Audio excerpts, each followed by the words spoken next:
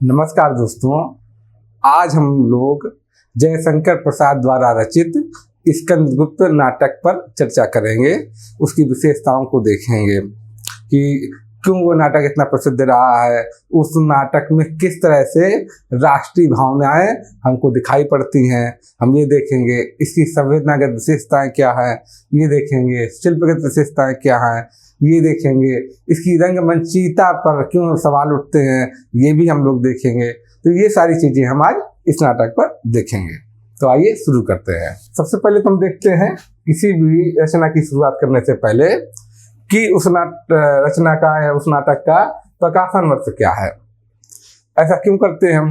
क्योंकि उसी से हम उस समय की, जब ये रचना लिखी गई है, उस समय के देश काल की तत्कालीन परिस्थितियां देख पाते हैं, क्योंकि उन परिस्थितियों का कहीं ना कहीं प्रभाव रचना पर दिखाई पड़ता है, इसलिए हम ऐसा करते हैं।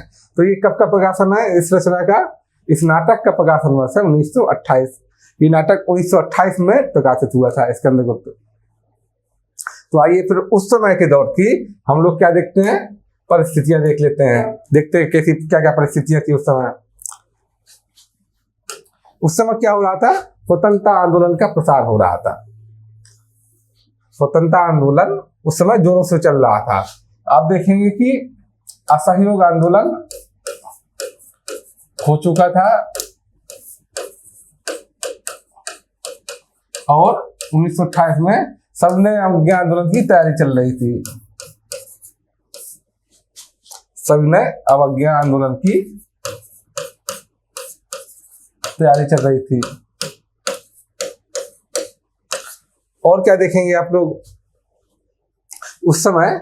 आप ये चीज देखेंगे कि पश्चिमी विद्वान थे, जो अंग्रेज लोग थे, अंग्रेजों ने दुष्प्रचार कर रखा था कि भारतीय संस्कृति कैसी है। अंग्रेजों ने यह दुष्प्रचार किया हुआ था कि भारतीय लोग बड़े बर्बर लोग हैं, बड़े जंगली लोग हैं, इनके यहाँ नरबली चलती है, सती प्रथा जैसी चीजें चलती हैं। इस तरह के उदाहरण देकर उन्होंने यह सिद्ध करने की कोशिश की थी कि भारतीय संस्कृति कैसी है, बहुत बर्बर है, बहुत आदिम है, जंगली टाइप की संस्कृति है। तो वो भारतीय संस्कृति क्या घोषित कर रहे थे? पतित घोषित कर रहे थे, निम्न कोटि का घोषित कर रहे थे। लेकिन उसी समय देखिए क्या क्या घटनाएं हुई।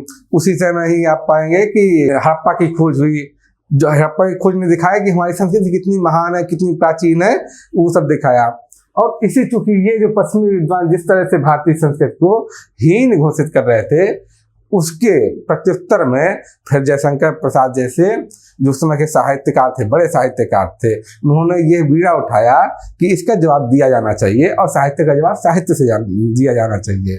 तो इसीलिए आप देखेंगे कि स्कंदगुप्त नाटक में इस चीज का, हमारी पुरानी संस्कृति कैसी गौरवशाली रही है, कितनी महान रही है, इस सब चीजों का प्रभाव यहाँ पर दिखाई पड़ता है। ये सब बातें यहाँ पर मिलती हैं, ऐसे आप देखेंगे। और क्या उस समय चल रहा था? सांप्रदायिकता का उदय होने लगा था भारतीय राजनीति में। हिंदू मुस्लिम सांप्रदायिकता का उदय हो रहा था।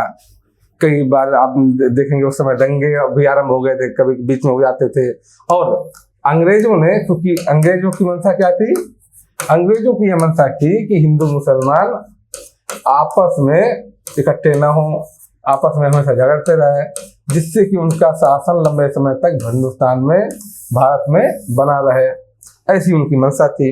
तो इसी मंशा के तहत वो और भी ज्यादा फूट डालकर एक दूसरे को झगड़ा करवाते रहते थे। तो ये आप देखेंगे, इसका प्रभाव भी आप देखेंगे सांप्रदायिकता को इसमें कैसे दिखाया गया है। क्योंकि जिस देश काल का ये वातावरण लिया गया है, जिस वातावरण, इस जो नाटक है, इसमें जो देश काल चयनित किया गया है, स्कंदगुप्त के समय का देश काल, उस समय में मुसलमान तो थे नहीं। उस समय जो संप्रदाय थे, ब्राह्मण और बौद्ध, जिनका आपस में संघर्ष होता रहता था, तो उस ब्राह्मण और बौद्ध के संघर्ष के माध्यम से एक तरह से हिंदू मुस्लिम सांप्रदायिकता के मुद्दे को ही उठाया गया है इस नाटक में। ये आप देखेंगे। और क्या देखेंगे आप कि नारीवादी, वो समय है छायावाद का समय है। कविता में इस समय छायावाद चल रहा था। और आप देखेंगे हमारे समाज में क्या चल रहा था? नारीवादी आंदोलनों के प्रसार का समय है। नारीवादी आंदोलन जोरों पर था। न सिर्फ स्वतंत्रता आंदोलन में स्त्रियों की संख्या बढ़ रही थी, स्त्रियों की भागीदारी बढ़ रही थी, बल्कि उनके स्वतंत्र रूप से भी आंदोलन चल रहे थे, जो कि स्त्रियों पर लादी गई वर्जनाओं, कुरीतियों बुरी परंपराओं उन सब का विरोध कर रहे थे। स्त्रियां धीरे धीरे क्या हो रही थी, अपने अधिकारों के प्रति जागरूक हो रही थी। ये आप देखेंगे। तो नारीवादी आंदोलन का प्रसार आप देखेंगे और इसकी झलक भी देखेंगे कि किस तरह से, जैसे देवसेना के चरित्र देखिए, जिस तरह से देवसेना के चरित्र है कि वो स्वतंत्र निर्णय लेती है, अंत में जाके भी वह स्वतंत्र निर्णय लेती है, उसका अपना निर्णय है, वह इसके अंदर से विवाह करने को मना कर देती है। लास्ट में देखेंगे आप अंत में वो उसका स्वतंत्र निर्णय है, वैचारिक निर्णय है, क्योंकि उसका दृष्टिकोण क्या है, बहुत विशाल है। वो छायावादी नारी की तरह एक विशाल दृष्टिकोण रखती है, इसलिए उसने अपनी तुच्छ इच्छा को खत्म कर देती है। वो ये आप पाएंगे। तो ये उस समय जो आंदोलन चल रहा था, नारीवादी आंदोलन चल रहा था, ये उसी का प्रभाव है। और देखिए और क्या है, साम्यवाद का प्रसार और स्वीकार्यता। इस समय आप देखेंगे कि साम्यवाद का रूसी क्रांति हो चुकी थी। रूसी क्रांति कब हुई थी? प्रथम विश्व युद्ध के दौरान। तो रूसी क्रांति जो कैसी क्रांति थी? साम्यवादी क्रांति थी, साम्यवादी क्रांति थी। ये क्रांति हो चुकी थी और धीरे धीरे करके आप क्या था, इसका प्रसार हो रहा था पूरी दुनिया में। आप देखेंगे इसका प्रसार हो रहा था और भारत में भी आप पाएंगे कि वामपंथ का असर बढ़ रहा था। राष्ट्रीय नेताओं में आप पाएंगे कि वामपंथ का असर, तो राष्ट्रीय नेता थे, राष्ट्रीय आंदोलन के नेता थे, आप उनमें भी देखेंगे। और क्रांतिकारियों में भी आप देखेंगे, क्रांतिकारियों में भी आप पाएंगे कि वामपंथ का प्रभाव बढ़ रहा था। तो इसमें भी आप देखेंगे, जब प्रणय दत्त का कथन देखेंगे आप, तो पाएंगे कि साम्यवाद का प्रभाव इस नाटक में भी दिखाई पड़ता है। अब हम क्या देखते हैं, अब देख लेते हैं हम लोग इस नाटक के प्रमुख पात्र, कौन कौन से मुख्य पात्र हैं। इसका जो नायक है वो कौन है? स्कंदगुप्त है। इस नाटक का नायक कौन है? स्कंदगुप्त है। स्कंदगुप्त क्या है? कुमारगुप्त का पुत्र है। और कुमारगुप्त कौन है? कुमारगुप्त ये सम्राट है, गुप्त सम्राट है, और इसका पुत्र है ये स्कंदगुप्त। और वह किसका है? शासन का उत्तराधिकारी है, शासन का उत्तराधिकारी है। जो कुमारगुप्त की दूसरी पत्नी है वो है अनंत देवी, और इसका पुत्र है पुरगुप्त। अनंत देवी क्या चाहती है? अनंत देवी अपने पुत्र पुरगुप्त को सिंहासन पर बैठाना चाहती है कुछ भी करके, और इसीलिए वह षड्यंत्र करती है। किससे मिलके? प्रपंच बुद्धि से मिलकर, प्रपंच बुद्धि और भट्टार्क से मिलकर वह क्या करती है? षड्यंत्र करती है। भट्टार्क कौन है? सेना में बड़े ऊंचे पद पर है, बाद में इसको सेनापति बनाया जाता है भट्टार्क को। तो भट्टार्क वो व्यक्ति है। तो इस भट्टार्क के साथ मिलकर प्रपंच बुद्धि कौन है? एक बौद्ध सन्यासी है जो कि इन सब चीजों में लिप्त है, तंत्र मंत्र की विद्या में लिप्त है, वैसा यहाँ पर आया है, आप देखेंगे। तो गोविंदगुप्त कौन है? आप देखेंगे ये क्या, महाराज का भाई है। प्रणयदत्त कौन है? प्रणयदत्त एक बड़ा प्रसिद्ध सैनिक है, बड़ा युद्ध में बड़ा कुशल है, ये आप पाएंगे। चक्रपालित इसका बेटा है। बंधुवर्मा कौन है यहाँ पर? बंधुवर्मा देखेंगे मालवा का राजा, मालवा का राजा है। इस नाटक में दिखाया गया है कि ये क्या है? मालवा का राजा है, और ये अपना राज्य किसको दे देता है? देश हित में ये अपना राज्य देता है, स्कंदगुप्त को अर्पित कर देता है, और इसके जरिए क्षेत्रवाद का विरोध दिखाया गया है। भीमवर्मा कौन है? बंधुवर्मा का भाई है। मातृगुप्त कौन है? मातृगुप्त कालिदास है, जो कि कुछ समय के लिए कश्मीर का शासक बनता है, फिर वहां विद्रोह हो जाता है, फिर चलाता है। तो मातृगुप्त है, कालिदास का नाम ही मातृगुप्त है। प्रपंच बुद्धि जैसा कि हम बता चुके हैं कि बौद्ध सन्यासी है और तंत्र मंत्र के तांत्रिक साधना में लिप्त रहता है, और अनंत देवी के साथ मिलकर स्कंदगुप्त के विरुद्ध कार्य करता है, देवसेना की बलि चढ़ाना चाहता है। शरनाग कौन है? सैनिक है। कुमारदास कौन है? कुमारदास जिसका नाम धातुसेन भी आता है, वह श्रीलंका है, लंका का राजकुमार है, श्रीलंका का राजकुमार है वो। पुरगुप्त कौन है? अनंत देवी का बेटा है, जिसको अनंत देवी गद्दी पर बैठाना चाहती है, गुप्त सिंहासन पर बैठाना चाहती है, और उसकी वजह से इतना सा प्रपंच रचा गया। भट्टार्क कौन है? सेना में ऊंचे पद पर है। जिसकी चर्चा हम यहाँ भी कर चुके हैं, अभी पहले भी बात की थी हम लोगों ने। अनंत देवी भट्टार के साथ मिलकर ही अपने पुत्र को गद्दी पर बैठाना चाहती है। पद्मसेन भी सेना में ऊंचे पद पर है। खिंगल कौन है? ये हूण आक्रमणकारी है।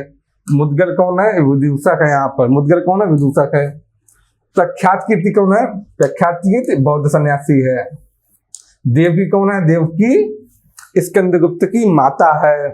अनंत देवी के बारे में हमने चर्चा की कि ये कुमार गुप्त की दूसरी पत्नी है, जो अपने पुत्र पुरगुप्त को सिंहासन पर बैठाना चाहती है।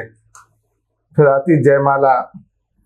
ये कौन है? जयमाला जो बंधुवर्मा मालव नरेश है उसकी पत्नी है। देवसेना जो मालव नरेश है बंधुवर्मा उसकी बहन है। और विजया कौन है? एक साहूकार की बेटी है। ये हुए प्रमुख पात्र। अब हम लोग देखते हैं इस नाटक की संवेदनागत विशेषताएं, इस नाटक का संवेदना पक्ष। तो शुरू करते हैं एक एक करके। सबसे पहले आप देखेंगे इसका पहला बिंदु है सांस्कृतिक राष्ट्रवाद। सांस्कृतिक राष्ट्रवाद। आप देखेंगे कि ये नाटक लिखने का उद्देश्य ही है राष्ट्रवाद को जागृत करना, सांस्कृतिक राष्ट्रवाद को जागृत करना। तो आपको प्रसाद के वैसे भी प्रसाद की अधिकांश रचनाओं में आपको सांस्कृतिक राष्ट्रवाद दिखाई पड़ेगा, मिलेगा, मौजूद मिलेगा। और उनके रचनाओं का, उनके नाटकों का उद्देश्य होता है कि सांस्कृतिक राष्ट्रवाद को उत्साहित करना, बढ़ावा देना, लोगों के बीच में प्रसारित करना। और इसमें क्या क्या मिलेगा आपको? भारतीय संस्कृति के त्याग, करुणा, क्षमा, दया, वीरता, समाज की रक्षा जैसे मूल्यों को रेखांकित किया जाता है। इन सब मूल्यों को रेखांकित किया जाता है। इस नाटक में भी आप देखेंगे, ये सब पाएंगे कि त्याग, करुणा, क्षमा, दया, वीरता, समाज की रक्षा, ये सब किसके मूल है? स्कंदगुप्त के अंदर ये सब मूल स्पष्ट रूप से दिखाई पड़ते हैं कि कैसे बार बार वो क्षमा करता है लोगों को, या भट्टार को, या विजया हो, या अन्य लोग हों, उनको कैसे वो है बार बार क्षमा कर देता है। किस तरह से उसके अंदर जरा भी लोभ नहीं है, वो अपने भाई पुरगुप्त के लिए सिंहासन छोड़ देता है, उत्तराधिकार छोड़ देता है। तो इसका क्या त्याग दिखा रहा है। इसी तरह करुणा, क्षमा, दया, वीरता, वीरता उस जैसा गुण तो उसके अंदर ही है, तभी तो वह हुड़ों के खिलाफ युद्ध करने जाता है। और किस तरह से वह मुगलों को पराजित करता है, खदेड़ देता है अपने देश से। तो ये सब चीज आप पाएंगे। समाज की रक्षा, किस तरह से मालव की वह रक्षा करता है। मालव जब उसकी शरण में आता है, उससे रक्षा के लिए पुकार करता है, तो मालव की वह रक्षा करता है। ये आप देखेंगे। तो ये सारे गुण आप देखेंगे कि स्कंदगुप्त के अंदर विराजमान है, जो कि इस नाटक का नायक है। ये आप पाएंगे। और क्या देखते हैं हम लोग? विदेशी संस्कृति के अंधानुकरण का विरोध किया है प्रसाद ने, क्योंकि उस समय ये देखा जा रहा था कि लोग क्या कर रहे थे, आंख मूंद करके विदेशी संस्कृति को फॉलो कर रहे थे, अपना रहे थे, अनुसरण कर रहे थे। विदेशी संस्कृति की जो बुरी चीजें भी हैं उसको भी फैशन के तौर पर भारतीय लोग अनुसरण कर रहे थे, अनुकरण कर रहे थे। उसी वजह से उस चीजें से आंख खोलने के लिए लोगों की प्रसाद ने यहाँ पर ये बिंदु रखा है। ये देखेंगे अपना नाटक में कि विदेशी संस्कृति के अंधानुकरण का प्रसाद ने विरोध किया है। जैसे इसमें सैनिक बोलता है कि यवनों से उधार ली हुई सभ्यता नाम की विलासिता के पीछे, जिसको तुम सभ्यता कह रहे हो वास्तव में सभ्यता नहीं है, वो विलासिता है। तो यवनों से उधार ली हुई सभ्यता नाम की विलासिता के पीछे आर्य जाति उसी तरह पड़ी है जैसे कुल वधू को छोड़कर कोई नागरिक वेश्या के चरणों में। देश पर बर्बर होड़ों की चढ़ाई और तिस पर ये निर्लज्ज आमोद। एक तरफ तो देश पर होड़ों का हमला हो गया और यहाँ लोग अयासी में डूबे हुए हैं, तो उसी का जिक्र कर रहा है। आगे देखिए अगला बिंदु सांस्कृतिक राष्ट्रवाद का और क्या बिंदु है, ये देखिए जनता की शक्ति में विश्वास। लोकतांत्रिक राष्ट्रवाद, जनता की शक्ति में यहाँ पर विश्वास मिलेगा।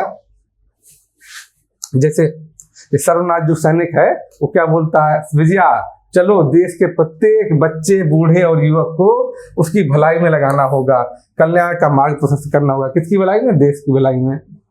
प्रत्येक बच्चे, बूढ़े और युवक को देश की भलाई के कार्य में लगाना होगा। ये देखेंगे आप, ये क्या दिखाता है? जनता की शक्ति को दिखाता है कि जनता में ही वास्तविक शक्ति है। आप देखेंगे जो दर्शन मार्क्सवादी दर्शन है वो भी क्या करता है, वो भी जनता की शक्ति में विश्वास करता है। तो हल्का सा आप देखेंगे कि मार्क्सवाद का ही प्रभाव है। मार्क्सवाद भी जनता की शक्ति में ही विश्वास करता है। तो बोलता है क्रांति तभी होगी, बदलाव तभी होगा जब जनता जागृत होगी, जनता आगे आएगी, वही बदलाव लाती है। अगला बिंदु देखते हैं सांस्कृतिक राष्ट्रवाद का। अगला बिंदु है राष्ट्र के लिए बलिदान की भावना। राष्ट्र के लिए जो इसमें नाटक में स्पष्ट रूप से दिखती है। जैसे ये देखिए कि जिए तो सदा उसी के लिए, यही अभिमान रहे यह हर्ष, और निछावर कर दें हम सर्वस्व हमारा प्यारा भारतवर्ष। और यही भावना प्रसाद अपने नाटकों के माध्यम से जन जन के हृदय में जगाना चाहते हैं। यही प्रसाद का उद्देश्य है, यही प्रसाद का उद्देश्य है नाटक लिखने का। तो अभी हमने क्या देखा, सांस्कृतिक राष्ट्रवाद वाला बिंदु देखा। अब देखें आगे अगला बिंदु, अंग्रेजों द्वारा लिखे गए विभाजनकारी इतिहास का विरोध। अंग्रेजों ने जिस तरह से भारतीय इतिहास को तोड़ मरोड़ के पेश किया, ऐसा क्यों पेश किया अंग्रेजों ने? क्योंकि वो हिंदू मुसलमानों के बीच में भेदभाव रखना चाहते। वो चाहते थे कि हिंदू मुसलमान कभी एकजुट ना हो पाए। तो एकजुट हो जाएंगे तो अंग्रेजों को ये देश छोड़ना पड़ जाएगा। इसलिए अंग्रेज हमेशा चाहते थे कि हिंदू मुसलमान कभी एकजुट नहीं हो पाए। इसलिए उन्होंने इतिहास कैसे दिखाया, हमेशा विभाजन का ही दिखाया। हमेशा ये दिखाया कि हिंदू मुसलमान हमेशा एक दूसरे का शोषण करते रहे हैं। इस तरह मुसलमानों ने हिंदुओं का किस बुरी तरह से शोषण किया, किस तरह से बर्ताव किया, हमेशा ये दिखाया। इसी तरह का इतिहास अंग्रेजों ने लिखा, अपने हिसाब से लिखा। और हमेशा ये दिखाया कि जब से अंग्रेज आए तो अंग्रेजों ने इस देश का उद्धार किया है, भला किया है। इस तरह का विभाजनकारी जो इतिहास था उसका विरोध करते हैं प्रसाद। या अंग्रेजों ने देखा कि आर्य जैसे बाहर से आए थे, यहाँ के रहने वाले नहीं है। ऐसा अंग्रेजों का जो इतिहास बोध है उसमें दिखता है, अंग्रेजों के इतिहास में ऐसा दिखता है। जबकि प्रसाद इसको नहीं मानते, प्रसाद इसका विरोध करते हैं। वो इस बात का विरोध करते हैं कि आर्य बाहर से आए थे। देखिए कैसे, ये देखिए, किसी का हमने छीना नहीं, प्रकृति का रहा पालना यही, हमारी जन्मभूमि थी यही, कहीं से हम आए थे नहीं। तो ये वही बात कह रहे हैं प्रसाद कि जो जिस तरह से अंग्रेजों में बोला कि आर्य लोग बाहर से आए थे, और उन्होंने जिस तरह से विभाजनकारी इतिहास लिखा, पहले आर्यों के लिए फिर मुस्लिमों के लिए, इस तरह से जिस तरह से लिखा, उसी का विरोध कर रहे हैं, प्रसाद कर रहे हैं। अब देखते हैं आगे अगला बिंदु, राष्ट्रीय आत्मगौरव की भावना। जब भी राष्ट्रवाद देखेंगे आप, राष्ट्रवाद के 3 स्टेप होते हैं।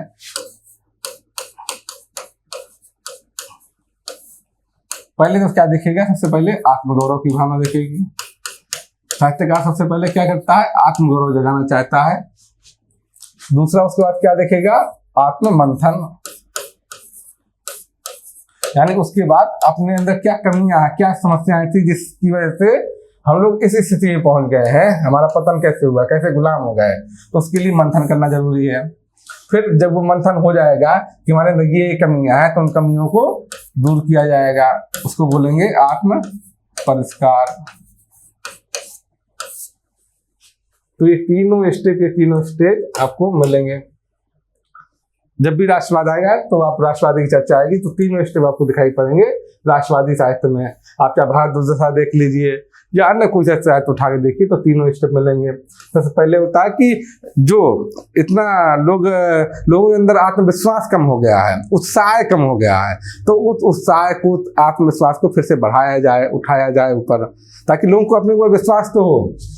तो इसके लिए जरूरी होती है कि अपनी जो पुरानी संस्कृति में जो महान लोग थे उनका जिक्र किया जाए, लोगों को ये महसूस कराया जाए कि उन लोगों की संस्कृति बड़ी महान रही है। आत्मगौरव की भावना जगे मन में लोगों को, जो कि क्या होता है वर्तमान समय में कैसा हो गया, लोग एकदम पतित अवस्था में आ गए हैं, लोगों के अंदर कॉन्फिडेंस ही नहीं बचा, आत्मविश्वास ही नहीं बचा। तो उसको फिर से जगाने के लिए इस तरह की बातें मिलती हैं, इस तरह की चीजें लिखी जाती हैं ताकि लोगों में आत्मगौरव की भावना जगे। जैसे ये देखिए पुराने इतिहास का अपना वर्णन होता है, जगे हम लगे जगाने, विश्वलोक में फैला फिर आलोक, व्योमतम पुंज हुआ तब नष्ट, अखिल संस्कृति हो गई उठी अशोक। तो बता रहे हैं प्रसाद कि हमारी संस्कृति जो इतनी प्राचीन है, किस तरह से हमने न स्वयं हम जागृत हुए बल्कि हमने पूरी दुनिया को जागृत कराया, पूरी दुनिया को हमने जागृत कराया। ये देखिए, जगे हम लगे जगाने विश्व लोक में फैला फिर आलोक, और व्योमतम पुंज हुआ तब नष्ट, अखिल संस्कृति हो उठी अशोक। तो ये आत्म गौरव की भावना जगाने के लिए है। आगे देखिए, आर्थिक विषमता तथा शोषण का विरोध किया है, साथ में आप देखेंगे। और ये इसमें किसका प्रभाव माना जाएगा? जब आप समीक्षक क्या बोलते हैं कि ये मार्क्सवाद का प्रभाव है, कि मार्क्सवादी वंचित वर्ग के प्रति दृष्टि डालता है, वंचित वर्गों का समर्थन करता है, आर्थिक विषमता की बात वही उठाता है, शोषण का विरोध वही करता है। तो इसका प्रभाव देखिए। प्रणदत्त क्या बोलता है? देवसेना अन्न पर स्वत्व है भूखों का, अर्थात अन्न पर किसका अधिकार है? भूखे लोगों का अधिकार है। और धन पर स्वत्व है देशवासियों का। प्रकृति ने उन्हें हमारे लिए, हमें भूखों के लिए रख छोड़ा है, वह थाती है, उसे लौटाने में इतनी कुटिलता। तो ये दृष्टिकोण है, ये क्या है कि इस तरह से देखेंगे वामपंथी है या मार्क्सवादी दृष्टिकोण है, ये पाएंगे आप। नारी का रूप कैसे मिलेगा? छायावादी रूप मिलेगा। क्यों? क्योंकि उस समय काव्य में तो क्या चल रहा है? छायावादी चल रहा है। प्रसाद स्वयं छायावादी काव्य के एक स्तंभ माने जाते हैं, बहुत प्रसिद्ध कवि माने जाते हैं छायावाद के। तो उसमें देखेंगे आपकी प्रसाद की जितनी रचनाएं हैं, जितने भी नाटक हैं या उपन्यास हैं या कहानियां हैं, वहाँ नारियों के ऊपर छायावादी प्रभाव आपको दिखाई पड़ेगा। छायावादी प्रभाव क्या मतलब है? नारी के ऊपर छायावादी प्रभाव का मतलब है उसमें त्याग, ममता, करुणा, दया, ये सब वाले भाव, संवेदना, ये सब भाव आप प्रचुर मात्रा में उपस्थित देखेंगे नारी के अंदर। और ये भी देखेंगे कि समरसता जो है, जिसकी चर्चा कमानी में हुई है, ज्ञान दूर कुछ क्रिया भिन्न हो, इच्छा क्यों पूरी हो मन की, एक दूसरे से न मिल सके, ये विडंबना है जीवन की। तो इसमें जो समरसता है, जिसके लिए ये छंद लिखा गया है, तो समरसता की भावना जो कैसा शैवानंदवाद का असर है, शैवानंदवाद या आनंदवाद का असर है, शैवानंदवादी दर्शन, शैवानंद दर्शन का असर है, ये आप पाएंगे। तो आप पाएंगे जिस समरसता की बात हो रही है वो नारी पात्रों में दिखती है, पुरुष पात्रों में नहीं मिलेगी। नारी पात्रों में आपको वो समरसता दिखेगी, जैसे इसमें किसमें है? देवसेना में आप समरसता देखेंगे, वो समरसता मौजूद है। तीसरी बात क्या देखेंगे? पहली चीज तो ये सब गुण मिलेंगे नारी में, छायावादी नारी में। दूसरा, जो नारी पात्र है उसमें समरसता मिलेगी। तीसरी चीज और आप देखेंगे, जो छायावाद के नारी पात्र है उसमें आप देखेंगे, उसमें अपना छोटे सुख की भावना नहीं है, व्यक्तिगत सुख की भावना नहीं है नारियों में, वो विवाह नहीं करती नारियां आप देखेंगे, बल्कि देश के लिए या बड़ा दृष्टिकोण रखते हुए अपना त्याग करती हैं, ये आप पाएंगे उसमें। इसमें भी देवसेना अंत में क्या करती है? स्कंदगुप्त को मना कर देती है, बोलती है कि मेरे इस जीवन के देवता और उस जीवन के प्राप्त, ये बोलती है कि इस जीवन के देवता और उस जीवन के प्राप्त, और वो एक तरह से शादी के लिए मना कर देती है। किस लिए? ताकि स्कंदगुप्त इन सब चीजों में फंसकर देश सेवा ना भूल जाए, इसलिए वो ऐसा करती है। देखिए यहाँ पर लिखा भी है वो चीज। देवसेना तब तो और भी नहीं, मालव का महत्व तो रहेगा ही, परंतु उसका उद्देश्य भी सफल होना चाहिए। आपको आक्रमण बनाने के लिए देवसेना जीवित नहीं रहेगी। तो ये छायावादी नारी का रूप है, आप देखेंगे। ये देखिए, सब क्षणिक सुखों का अंत है, जिसमें सुखों का अंत ना हो, इसलिए सुख करना ही नहीं चाहिए। मेरे इस जीवन के देवता और उस जीवन के प्राप्त, क्षमा। तो यही देखिए आप यहाँ पर कि वह बड़ा दृष्टिकोण, विराट दृष्टिकोण रखे हुए, संकीर्ण दृष्टिकोण नहीं है।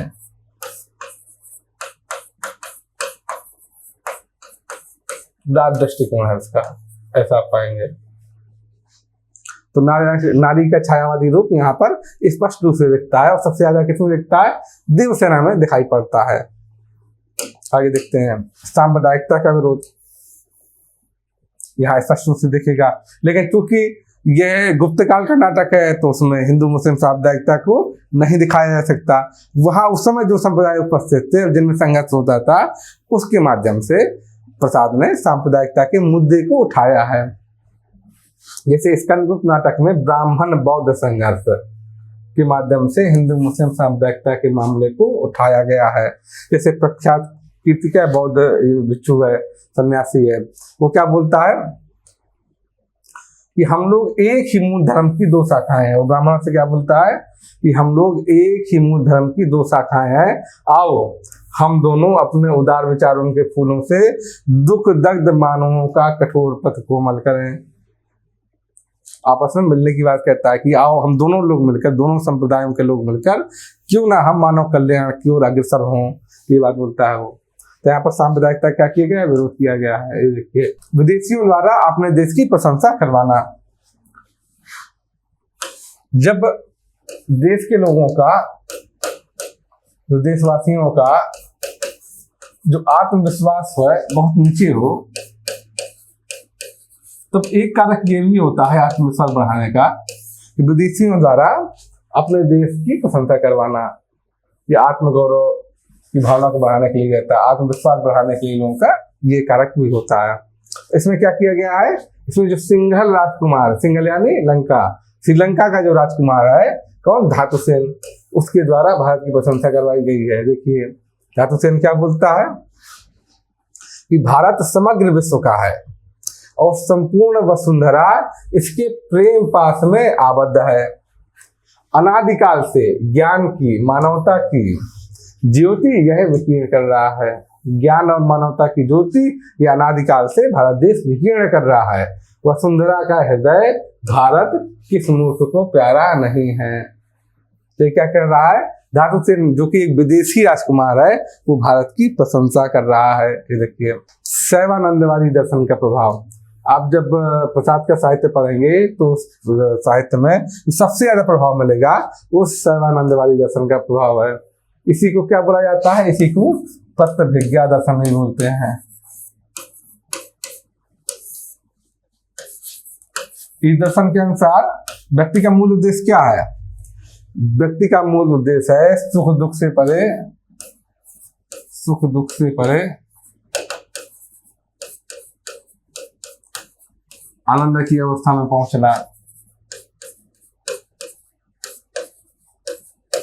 आनंद की अवस्था में पहुंचना। तो इसका प्रभाव कहाँ कहाँ दिखता है आप देखेंगे। ये देखिए सुख दुख से परे आनंद की अवस्था में पहुंचना, ये इस दर्शन का मूल उद्देश्य है।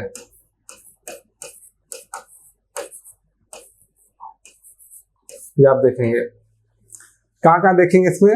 इस स्कंद को क्या चाहिए, बौद्धों का निर्वाण, योगियों की समाधि और पागलों की संपूर्ण विस्मृति, ये चाहिए, एक साथ चाहिए। किसको, स्कंद को। किसका प्रभाव है, ये इसी तत्वभिज्ञा दर्शन का ही प्रभाव है। इसी तत्वभिज्ञा दर्शन का ही प्रभाव है। या उसका ये मानना कि अधिकार सुख कितना मादक और सारहीन है, ये किसका प्रभाव है, ये इसी तत्वभिज्ञा दर्शन का ही प्रभाव है। कि अधिकार सुख की तरफ नहीं ध्यान दे रहा, त्याग रहा सुख को। कि अधिकार सुख कितना मादक और सारहीन है, इसमें कुछ तत्व नहीं है, कोई सार नहीं है। तो ये आप देखेंगे। या आप जब देवसेना को देखेंगे तो किस अवस्था में, एक तो समरसता की अवस्था में है, वो सुख दुख से परे की अवस्था में है। और रचना के अंत में भी देखेंगे कि वो सुख दुख से ऊपर अवस्था में है, इसीलिए वो विवाह करने के प्रस्ताव को ठुकरा देती है, छोड़ देती है, क्योंकि वो क्षणिक सुख में नहीं जीना चाहती। तो देवसेना के ऊपर आप देखेंगे इस दर्शन का प्रभाव और अधिक मात्रा में स्पष्ट रूप से दिखता है। राजनीतिक अवसरवाद और षड्यंत्रों का वर्णन खूब मिलेगा इसमें। ये एक तरह से दिखा रहा कि उस समय भी भारत में, जिस समय लिखा गया, किस तरह से राजनीतिक षड्यंत्र चलते थे। दो वजह है, एक तो ये दिखाया जा रहा है कि राजनीतिक षड्यंत्र कैसे चलते थे, और दूसरा इसी के माध्यम से कॉन्ट्रास्ट पैदा करके जो नायक है, नायक के गुणों को उभारा गया है। इसलिए भी इतने सारे षड्यंत्र और अवसरवाद को दिखाया गया है, नायक के गुणों को उभारने के लिए।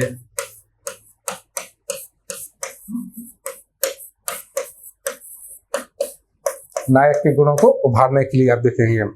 जैसे अनंत देवी क्या बोलती है, अनंत देवी जो कि स्कंदगुप्त की सौतेली माँ है, क्या कहती है हंसते हुए कि मूर्ख रमणी, तेरा भटार्ग केवल मेरे कार्य साधन का अस्त्र है और कुछ नहीं। लोग किस तरह अवसरवाद दिख रहा है यहाँ पर, यूजन थ्रो वाली प्रवृत्ति है और कुछ नहीं। वह पुरगुप्त के ऊंचे सिंहासन की सीढ़ी है। समझे। ये बता रही है कि किस तरह वो अपने पुत्र के लिए भटार का इस्तेमाल कर रही है। आगे देखते हैं हम लोग। 10वां बिंदु है प्रेरणादायक चरित्रों के माध्यम से, प्रेरणादायक चरित्रों के माध्यम से जनता के मन में उत्साह का संचार करना। ये नाटक का उद्देश्य भी है कि राष्ट्रीय भावना जनता के मन में जागृत हो, अपनी संस्कृति के प्रति चेतना जागृत हो, आत्मगौरव की भावना जागृत हो, यही प्रसाद का उद्देश्य है। इसलिए क्या है, प्रेरणादायक चरित्रों के माध्यम से जनता के मन में उत्साह का संचार करना। तो आप देखिए इसमें जो चरित्र है, स्कंदगुप्त तो आदर्श चरित्र ही है। क्यों आदर्श है? एक तो है हूणों को पराजित कर रहा है, हूणों को खदेड़ रहा है। दूसरा, उसके अंदर जो त्याग की भावना है, संयुक्त परिवार के मूल्यों की भावना है, वो अपने भाई के पक्ष में सिंहासन छोड़ देता है, वो वाली भावना आप देखेंगे। या वो बार बार बोलता है कि अधिकार सुख कितना मादक और सारहीन है, तो वो त्याग की भावना को ही इसको दिखाता है, इसकी त्याग की भावना को दिखाता है। इस तरह से वह शरणागत की रक्षा करता है।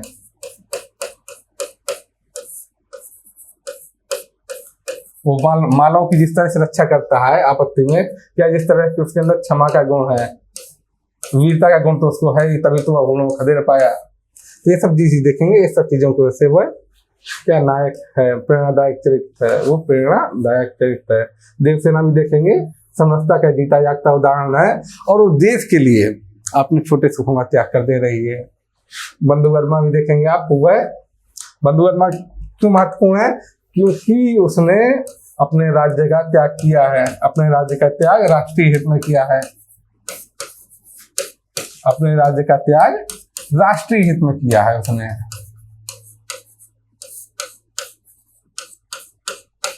अपने राज्य का त्याग राष्ट्रीय हित में, ये इससे जरिए प्रसाद ने क्या दिखाया है? इसके जरिए क्षेत्रवाद का विरोध दिखाया है। ये देखिए इसी के जरिए कि अपने राज्य का किस तरह से वो त्याग कर रहा है राष्ट्रीय हित में, और दिखाया कि इस तरह से जो भारतीय नेता है उन सबको भी क्षेत्रवाद के बजाय राष्ट्रीय भावना पर जोर देना चाहिए। जिस तरह से लोग क्षेत्र में बटे हुए हैं, जनता बटी हुई है, तो उसको राष्ट्रीय भावना पर जोर देना चाहिए बजाय क्षेत्रवाद पे। ये चीज दिखाई है। ये सब कर्णदत्त के माध्यम से, चक्रपाल के माध्यम से राष्ट्र के प्रति बलिदान की भावना को ही दर्शाया गया है। आगे देखते हैं क्षेत्रवाद के विरोध। मैंने बताया ही इसमें इस नाटक में क्षेत्रवाद का विरोध मिलता है। जिस तरह से बंधुवर्मा अपने राज्य का त्याग राष्ट्रीय हित में कर देता है। यहाँ देखिए जयमाला बोलती है, देव यह सिंहासन आपका है, मालवेश, मालवेश मतलब मालव का राजा, मालवेश का इस पर अधिकार नहीं। आर्यावर्त के सम्राट के अतिरिक्त अब कोई दूसरा कोई मालव के सिंहासन पर नहीं बैठ सकता। ये जयमाला किसको बोल रही है? स्कंदगुप्त के लिए बोल रही है कि ये आपका सिंहासन है।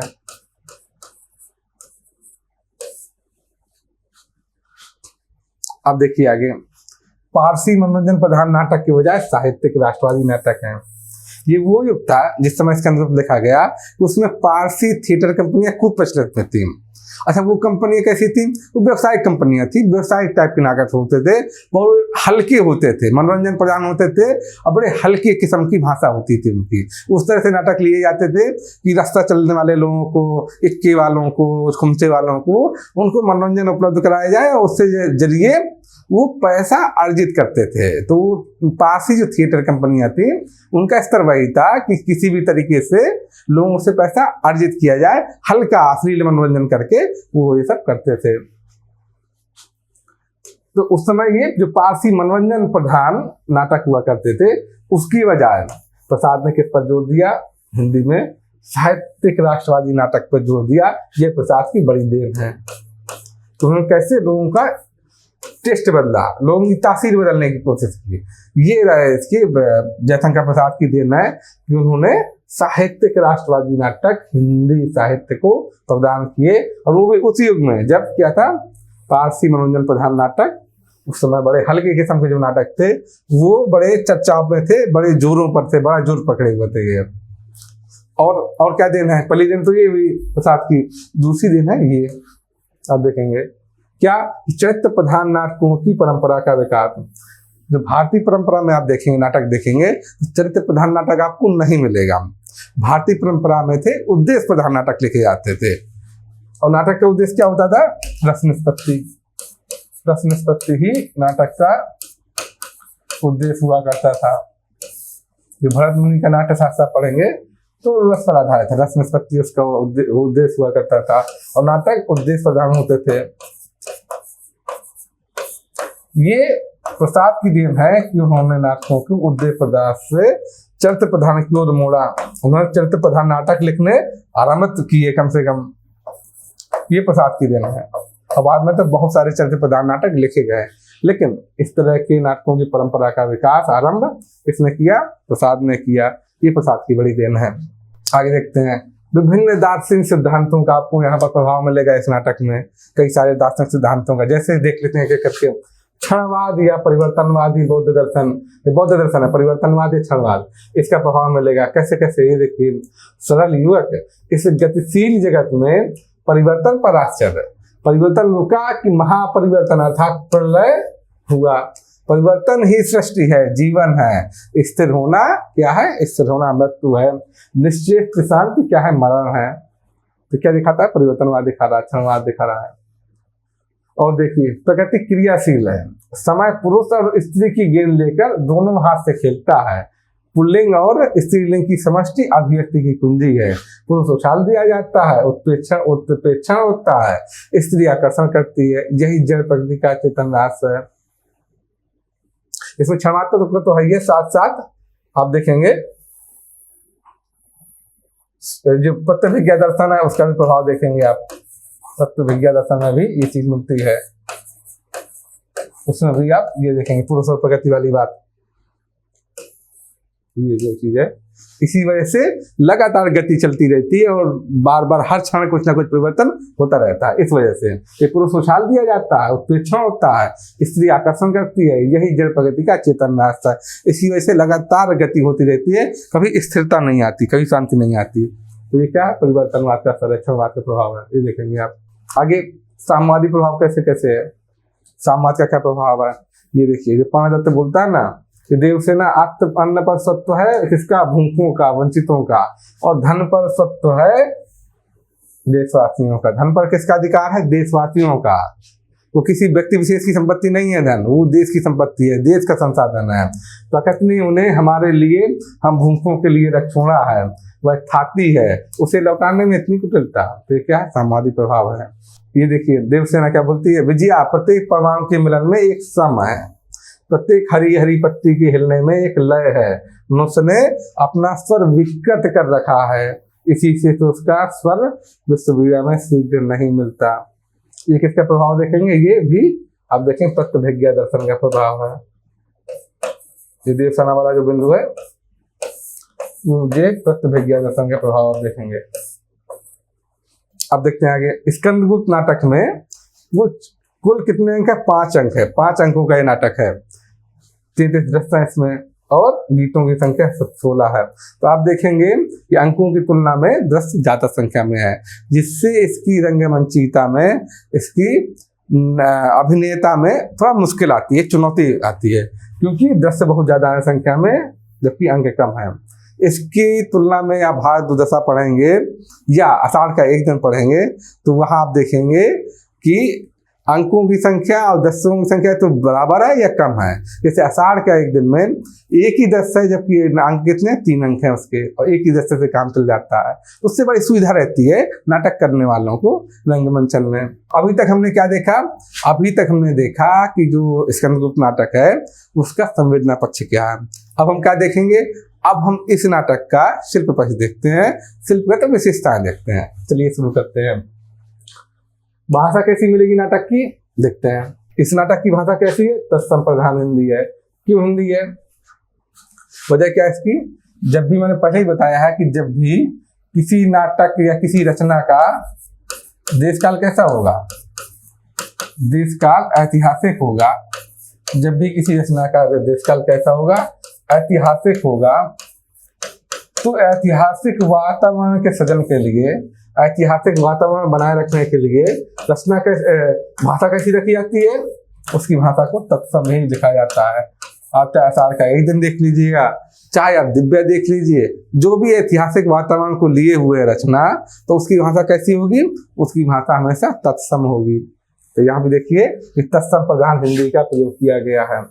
प्रसाद वैसे भी प्रसाद तत्सम भाषा का ही प्रयोग करते हैं, तत्सम शब्दों का ही प्रयोग करते हैं, लेकिन यहाँ पर तो प्रयोग करना भी चाहिए क्योंकि वातावरण कैसा रचना का ऐतिहासिक है। जैसे देखिए उदाहरण के लिए, मेरा हृदय शूलों के लौह फलक सहने के लिए है, शुद्ध विश्वाक बाण के लिए नहीं है। तो देखिए कैसी भाषा, तत्सम प्रधान भाषा है। आगे देखते हैं, आनंदवादी रस की उत्पत्ति, ये दिखाई पड़ेगा आपको रचना में। ये रचना का उद्देश्य रहता है। आप नाटक में देखेंगे ये अंगिरस क्या है नाटक का,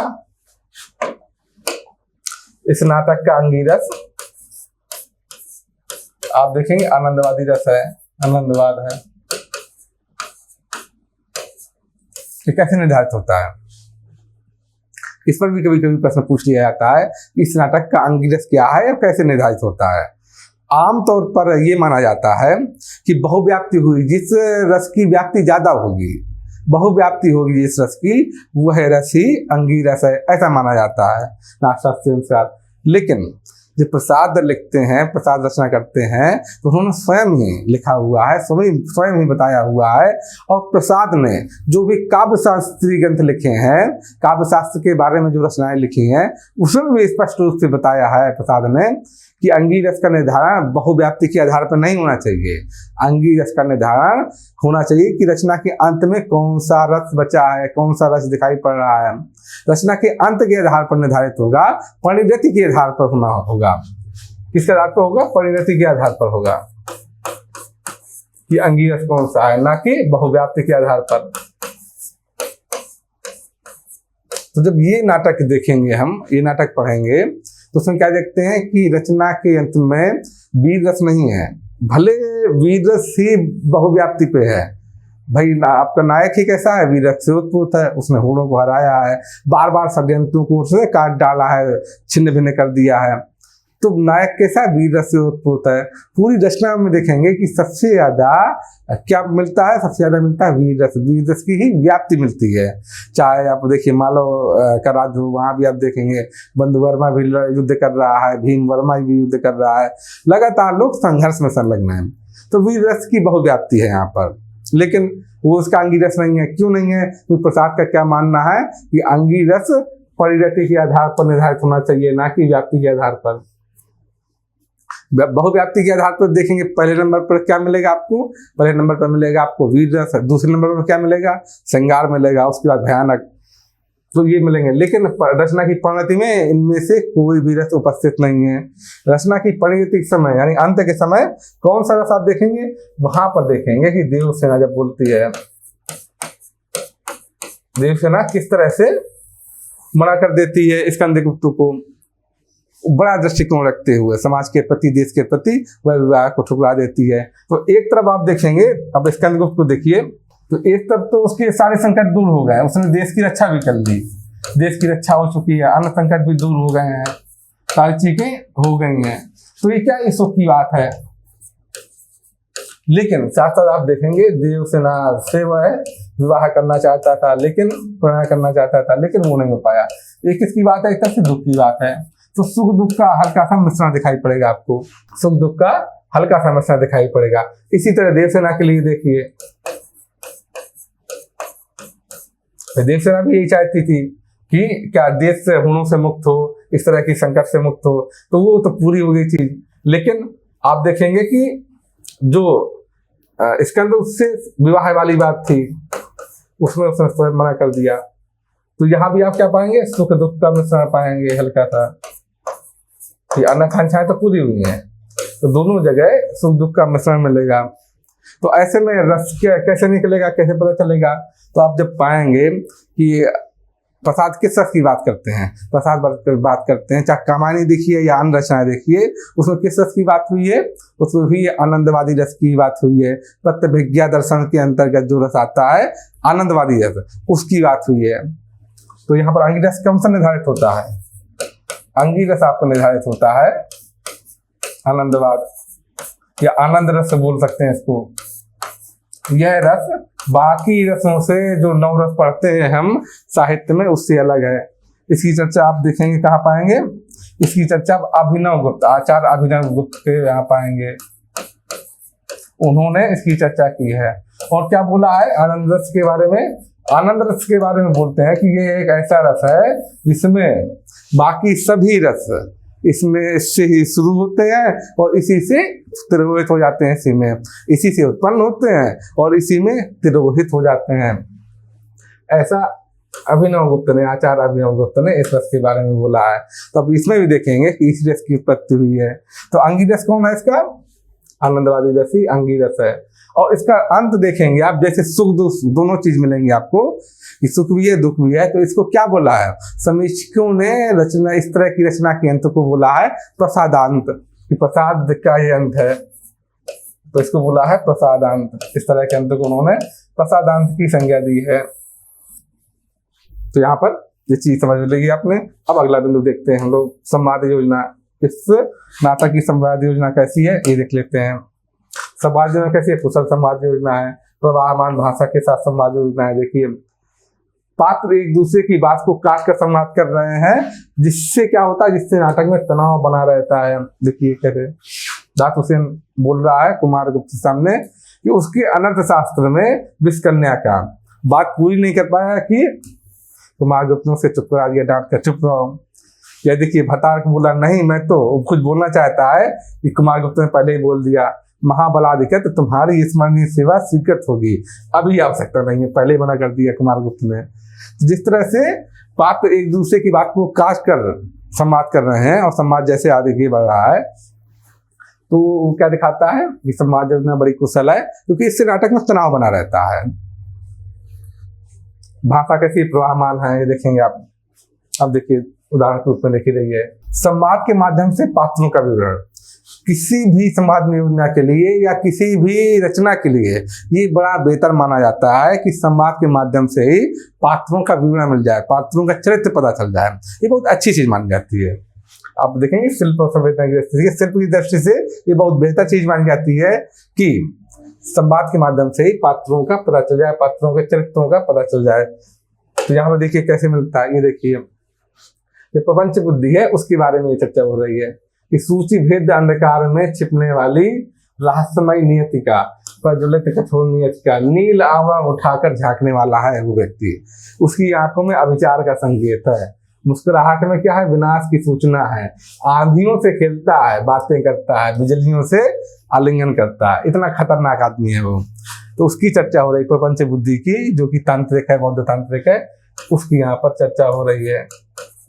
तो उसके चरित्र का किस तरह संवादों के माध्यम से वर्णन हो रहा है ये आप देखेंगे। ये संवाद है, ये बता रही है अनंत देवी बता रही है, तो अनंत देवी किस तरह से समाज के माध्यम से उसके चरित्र का वर्णन कर रही है ये देखिए।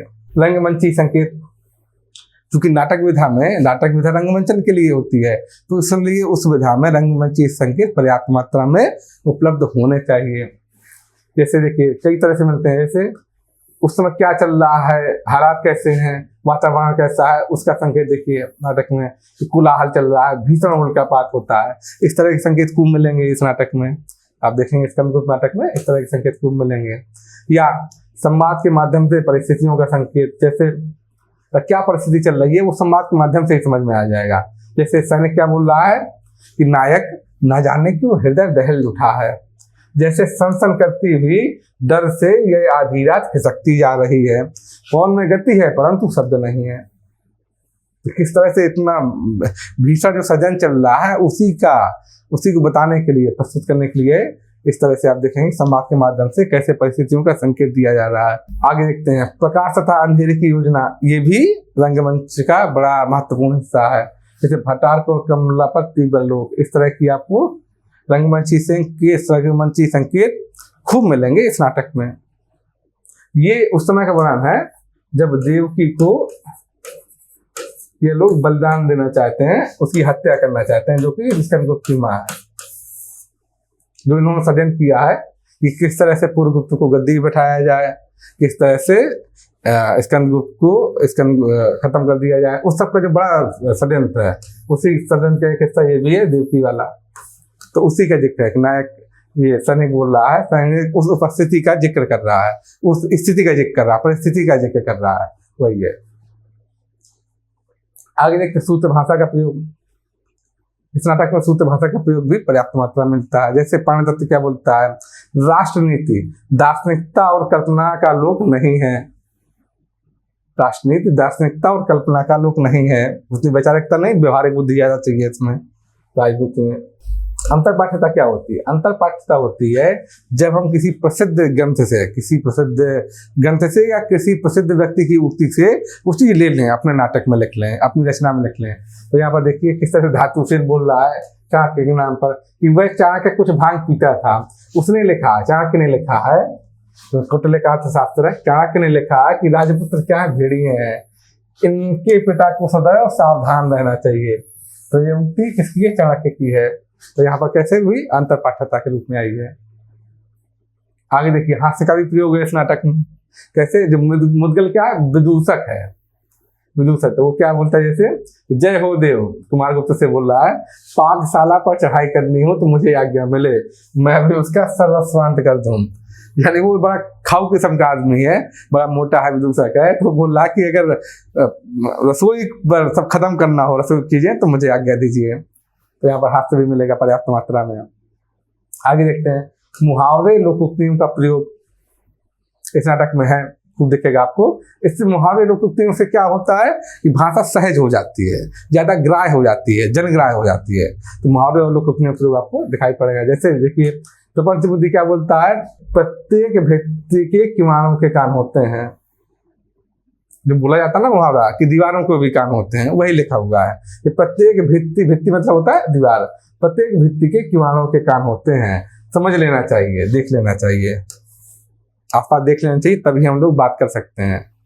कौन सुनना कोई भरोसा नहीं है। आगे देखते हैं चरित्र योजना इस नाटक की। चरित्र योजना में आप देखेंगे कि 3 तरह के पात्र मिलते हैं। कुछ पात्र ऐसे हैं जो बड़े नेक हैं, देवता तुल्य है, हमेशा अच्छे कार्य में संलग्न है, हमेशा बेहतर कार्य करते हैं। तो देखिए जैसे स्कंदगुप्त हुआ, कमला हुई, देवकी हुई, देवसेना, बंधु वर्मा, ये हमेशा अच्छे कार्य में संलग्न है, सदकर्म में संलग्न है। अब कुछ पात्र ऐसे हैं जो हमेशा बुरे काम में संलग्न है, जैसे भटार, ये देखिए बार बार धोखा देता है स्कंदगुप्त को, बार बार क्षमा कर दे रहा है स्कंदगुप्त, तब भी बार बार धोखा दे रहा। अनंत देवी हमेशा स्कंदगुप्त को षड्यंत्र के जरिए खत्म करने में लगी रहती है। प्रपंच बुद्धि देखिए इसी तरह के पात्र, जीवन भर बुराई में लगा है। अब खिंगल ये हूण है, हूण सरदार है, वो देखिए। और कुछ पात्र ऐसे भी हैं जो अच्छाई बुराई दोनों का मिश्रण है, इनका हृदय परिवर्तन भी होता है, बदलते भी हैं। जैसे सर्वनाश देखिए, जब भटार के लालच देता है तो उसका मन डोल जाता है, बाद में वो सुधरता है। सैनिक देखिए, सैनिक, मुद्गल, मातृगुप्त, ये सब पात्र ऐसे हैं, ये बहुत ज्यादा ये नॉर्मल मानवीय संवेदना है इनके अंदर, ना तो बहुत अच्छे ना तो बहुत बुरे, और इनका बहुत ज्यादा योगदान भी नहीं नाटक में देखेंगे। तो जैसे नॉर्मल आम आदमी होता है उस तरह से आए हैं इस नाटक में ये सब सैनिक, मुद्गल, मातृगुप्त। और इसका हृदय परिवर्तन हुआ, पहले ये अच्छे से बुरा बन जाता है, बाद में बुरे से फिर अच्छे चरित्र के रूप में सामने आता है। ये आप देखेंगे। बिंब का प्रयोग भी देखेगा। वैसे बिंब और प्रतीक किसमें इस्तेमाल होते हैं? बिंब, प्रतीक और संगीतात्मकता,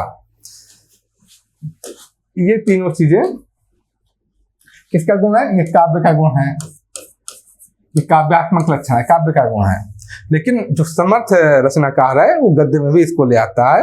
और प्रसाद के बारे में आप जानते हैं, प्रसाद तो बड़े सफल कवि रहे हैं, तो उनके आप साहित्य में देखेंगे ये आसानी से दिखाई पड़ता है। बिंब देखिए, जैसे सभ्य बिंब, कोलाहल, भीषण, ऊर्जापात, ये रंगमंची संकेत भी है और सभ्य बिंब भी है। देखिए इसी तरह प्रतीकों का इस्तेमाल किया गया। स्कंदगुप्त किसका प्रतीक है? स्कंदगुप्त राष्ट्रनायक का प्रतीक है। स्कंदगुप्त खाली उस जो ऐतिहासिक चरित्र है उसकी बात नहीं हो रही है, वो राष्ट्रनायक है, और उसके माध्यम से प्रसाद क्या करना चाहते हैं? देशवासियों के मन में आत्मगौरव का आत्मगौरव जगाना चाहते हैं, उत्साह जगाना चाहते हैं, आत्मविश्वास जगाना चाहते हैं, अपनी संस्कृति के प्रति चेतना जागृत करना चाहते हैं। और खिंगल कहता है, खिंगल विदेशी आक्रांताओं का प्रतीक है। खिंगल वास्तव में क्या है? यहाँ पर ब्रिटिश सत्ता का प्रतीक है, ये ब्रिटिश सत्ता का प्रतीक है। इस तरह से आप देखेंगे। अगला बिंदु देते हैं संगीतात्मकता। स्कंदगुप्त नाटक में 16 गीत हैं। सभी गीत उच्च कोटि के साहित्यिक गीत हैं और उन सब में गीता भी है, बड़ी अच्छी गीता है। क्योंकि आप जान ही रहे हैं कि प्रसाद कैसे हैं। प्रसाद बड़े उच्च कोटि के कवि हैं। प्रसाद बड़े उच्च कोटि के कवि हैं। छायावाद के एक महत्वपूर्ण स्तंभ हैं। तो उनमें जो गीत जितने होंगे कैसे होंगे, उच्च कोटि के साहित्यिक गीत होंगे। जैसे उदाहरण के लिए देखिए, ये कौन कह रहा, मातृगुप्त कह रहा है कि उतारोगे, प्रार्थना भी कर रहा है तो किस चीज के लिए प्रार्थना कर रहा है, ईश्वर भक्ति कर रहा है तो किस लिए, ईश्वर भक्ति मोक्ष प्राप्त करने के लिए नहीं है। यहाँ पर ईश्वर भक्ति किस लिए है कि हमारे देश का उद्धार करो प्रभु, कि उतारोगे अब कब भूभार, बार बार क्यों कह रखा था लूंगा मैं अवतार, उमड़ रहा है इस भूतल पर दुख का पारावार, उतारोगे अब कब भूभार। तो ये जो प्रार्थना कर रहा है मातृगुप्त, उसी का वर्णन है। अब देखिए इस चीज पर एक बार नजर डाल देते हैं कि जयशंकर प्रसाद का इतिहास कैसा है। जब भी आप पाएंगे कि किसी भी रचना में इतिहास का प्रयोग होता है तो वहां पर यह प्रश्न खुद ब खुद उठ खड़ा होता है। खुद ब खुद दो प्रश्न उठ खड़े होते हैं। पहला प्रश्न तो यह है कि रचना में कितना प्रयोग है इतिहास का, इतिहास का कितना प्रयोग है, पहला प्रश्न तो ये। और दूसरी चीज कि रचनाकार का इतिहास बोध क्या है, इतिहास के प्रति दृष्टिकोण क्या है। ये दोनों चीजें आप देखेंगे, दोनों प्रश्न उठ खड़े होते हैं। खुद ब खुद ये दोनों प्रश्न उठ खड़े होते हैं। दोनों ही प्रश्नों पर हम एक बार नजर डाल देते हैं कि कितना प्रयोग है इतिहास का और इतिहास बोध कैसा है। चलिए एक एक करके देख लेते हैं। इतिहास का कितना प्रयोग है इसको देखने के लिए दो तरह से देख सकते हैं हम, एक तो पात्रों के स्तर पर और दूसरा घटनाओं के स्तर पर। जब आप स्कंदगुप्त का आमुख पढ़ेंगे, जो शुरुआत में पेज लिख रहे थे 2 शब्द के रूप में या प्राकथन के रूप में, तो उसमें पूरा चर्चा की गई है, पूरी चर्चा की है प्रसाद ने कि कहाँ कहाँ से उन्होंने क्या क्या चीजें ली हैं। उसमें आप देखेंगे भीतरी अभिलेख, इंदौर ताम्रपत्र, बहुत सारे अभिलेखों का जिक्र किया है कि किस अभिलेख में क्या क्या लिखा है, उस सब की चर्चा की है। उसके अलावा भी उन्होंने चर्चा की है कि मैंने ये बुक का अध्ययन किया है, एक पूरी लिस्ट मौजूद है। तो आप देखेंगे कि जो इतिहास बोध है वो बड़ा परिपक्व है। और जो इसमें ये जो सवाल उठता है कि कितना इतिहास है कितना कल्पना है, तो प्रसाद इस मामले में बिल्कुल स्पष्ट है। वो कहीं से भी इतिहास के साथ छेड़छाड़ नहीं करते, कहीं नहीं आ पाएंगे। और उन्होंने पूरा जिक्र किया है प्राकथन में ही, जो नाटक का प्राकथन है उसी में इस चीज से जिक्र किया है और पूरी चर्चा की है कि किस किस तरह कैसे कैसे चीजों को देखा जाना चाहिए। तो ये देखिए, तो अगर पात्रों के स्तर पर देखेंगे हम तो कुछ पात्र ऐतिहासिक मिलेंगे, जैसे स्कंदगुप्त आपको ऐतिहासिक पात्र मिलेगा। इसके अलावा आप देखेंगे जैसे पात्र पाणिदत्त और चक्रपालिक, ये भी आपको इतिहास में देखेंगे। ये सब, या आप देखें बंधु वर्मा, ये भी आपको ऐतिहासिक पात्र मिलेगा, मालवा का राजा था ये। हालांकि जिस तरह से इस रचना में पेश आए ठीक वैसे ऐतिहासिक नहीं मिलेंगे। जैसे कि स्कंदगुप्त को जितना महान यहाँ पर दिखाया गया है, बहुत सारे समीक्षकों का ऐसा आरोप है कि स्कंदगुप्त उतना भी महान नहीं था, उतना त्यागी व्यक्ति नहीं था। कि जैसे इस रचना में दिखा दिया गया है कि उसने अपने भाई के पक्ष में अपना उत्तराधिकार छोड़ दिया, अपनी गद्दी छोड़ दी। इतिहास में ऐसा कहीं संकेत नहीं मिलता, कहीं जिक्र नहीं मिलता कि स्कंदगुप्त ने अपने भाई के पक्ष में गद्दी छोड़ दी हो, ऐसा नहीं मिलता। या इस बात का भी कहीं उल्लेख नहीं मिलता कि स्कंदगुप्त ही उस गद्दी का कुमारगुप्त के बाद स्कंदगुप्त ही उत्तराधिकारी था, ऐसा भी जिक्र नहीं मिलता। हालांकि जो मुख्य बात है कि स्कंदगुप्त ने हुणों को खदेड़ दिया था, भारत के बाहर हुणों को पीटा था, ये बात सही है। इस बात का जिक्र इतिहास में मिलेगा, जो कि इस रचना का मूल तत्व है, जिसके जरिए प्रसाद क्या दिखाना चाहते थे कि हमें भी विदेशी आक्रांताओं को ठीक उसी तरह खदेड़ देना चाहिए जैसे कि स्कंदगुप्त ने खदेड़ा था। जिस तरह से स्कंदगुप्त ने भारतीय संस्कृति की रक्षा की थी, उसी तरह हम लोगों को भी करनी चाहिए। तो जो मूल संदेश है वो उसको पूरा करता है। दूसरी बात, स्कंदगुप्त क्या नाटक है, और इस नाटक में जो स्कंदगुप्त नाटक का नायक है, और नायक को क्या दिखाना पड़ता है, उदात्त दिखाना पड़ता है। उस वजह से भी कुछ कुछ कल्पनाएं की गई हैं, कुछ कुछ कल्पना का मिश्रण किया गया है। हल्का सा आप देखेंगे। बंधु वर्मा जो मालवा का राजा है, इसके बारे में भी आप देखेंगे कि इतिहास में कहीं जिक्र नहीं मिलता कि इसने अपने राज्य का अर्पण किया था, बल्कि इतिहास में ये मिलता है कि बंधुवर्मा गुप्त काल के अधीन एक राजा था, गुप्त काल के अधीन था मालवा, ये जिक्र मिलता है, सब जिक्र मिलता है। जबकि यहाँ पर क्या बोला गया है कि बंधुवर्मा अपने राज्य को अर्पण कर देता है, अर्पित कर देता है स्कंदगुप्त को। ऐसा क्यों कराया है प्रसाद ने? ऐसा इसलिए दिखता है ताकि क्षेत्रवाद का विरोध हो सके, क्षेत्रवाद के प्रति विरोध भावना दिखाने के लिए कि हमारे देश में क्षेत्रवाद नहीं होना चाहिए, एक उदाहरण प्रस्तुत करने के लिए प्रसाद ने ऐसा करता हुआ दिखाया गया है, इस नाटक में दिखलाया है। ये बात है। तो ये पात्र आप देखेंगे, ये पात्र ऐतिहासिक पात्र हैं। बाकी आप पात्र देखेंगे कि जैसे देवकी हो गई, इसमें जो अनंत देवी है, अनंत देवी और पुरगुप्त, वो भी ऐतिहासिक व्यक्ति हैं। जो देवकी है या कमला या ये सब मिलेंगे, भटारक, ये सब लोग पूरी तरह काल्पनिक हैं, ये पूरी तरह से काल्पनिक है। कुछ एक पात्र ऐसे भी हैं जिनके बारे में जिक्र तो मिलता है, लेकिन क्या मतलब ये होना चाहिए, मतलब वो पात्र थे क्या वास्तव में, उनका चरित्र क्या है, इसकी चर्चा नहीं मिलती। उनके नाम का जिक्र तो मिलता है इतिहास में, लेकिन वास्तव में वो पात्र थे, कैसे थे, क्या करते थे, इसका जिक्र नहीं मिलता। ऐसे भी कुछ एक पात्र हैं, तो उसके बारे में प्रसाद ने अपनी तरफ से कल्पना कर ली। जैसे कि यहाँ के बहुत सारे सैनिक या सेनापति दिखेंगे आप, उनका नाम तो मिलता है, लेकिन वास्तव में वो कैसे थे इसके बारे में ज्यादा चर्चा नहीं मिलती। तो कुछ पात्र हैं जो ऐतिहासिक हैं, कुछ पात्र हैं जो पूरी तरह से काल्पनिक हैं। तो ये देखेंगे दोनों चरित्र। लेकिन एक चीज देखेंगे आप कि उसमें प्रसाद ने कहीं भी ऐतिहासिक चीजों से ज्यादा छेड़छाड़ नहीं की है, कभी भी ऐतिहासिक चीजों को तोड़ मरोड़ के नहीं दिखाया। अपनी तरफ से थोड़ी कल्पना कर ली है, लेकिन ऐतिहासिक चीजों को तोड़ मरोड़ के कहीं भी नहीं दिखाया। पात्रों के रूप में तो बिल्कुल नहीं। अब घटनाओं पर चर्चा कर लेते हैं। पात्रों में कुमार जो गुप्त पात्र है, जो सम्राट है, उसको भी इस रचना में दिखा दिया गया कि बड़ा विलासी है, बड़ा आलसी है, कमजोर है। लेकिन तत्कालीन साहित्य में कहीं ऐसा नहीं मिलता, तत्कालीन इतिहास में कहीं ऐसा नहीं मिलता कि कुमार गुप्त ऐसा व्यक्ति था। अब देखते हैं घटनाओं पर। अभी तो हमने देखा पात्रों के हिसाब से, अब देख लेते हैं घटनाओं के हिसाब से कितना इतिहास है, कितना कल्पना है। तो जो ये है कि घोड़ों को खदेड़ा था स्कंदगुप्त ने, ये घटना पूरी तरह से ऐतिहासिक है। लेकिन ये उत्तराधिकार को उसने त्याग दिया था, ये इस बारे में संदेह है, ये इस बारे में कहीं लिखा हुआ नहीं मिलता कि ऐसा सच बात है। ये देखेंगे आप। या इसमें जो प्रपंच बुद्धि का जो षड्यंत्र है, या अनंत देवी का जिस तरह से षड्यंत्र जो दिखाया गया है, उस सब घटनाओं का भी कहीं इतिहास में उल्लेख नहीं मिलता। वो सब घटनाएं आप कहीं नहीं पाएंगे। या देवसेना का जो चरित्र है और देवसेना के कार्य हैं, वो सब भी काल्पनिक है। वो छायावादी प्रभाव नारी के ऊपर दिखाने के लिए ही उस पात्र की कल्पना की गई है। ये देखेंगे हम। तो ये सब घटना है, जब प्रपंच बुद्धि का हो, चाहे ये हो, या जो खजाना निकलता है, या नदी में सब बह जाते हैं, ये इस नाटक में ये सब जो दिखाई गई घटना है, वो सब घटनाएं काल्पनिक है। जो मुख्य घटना है इसकी कि होड़ों को खदेड़ा था, ये वास्तविक है, ये ऐतिहासिक है।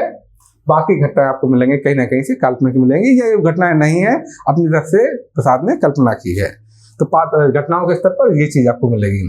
तो इससे निकल के क्या सामने आया कि कितना इतिहास है, कितनी कल्पना है।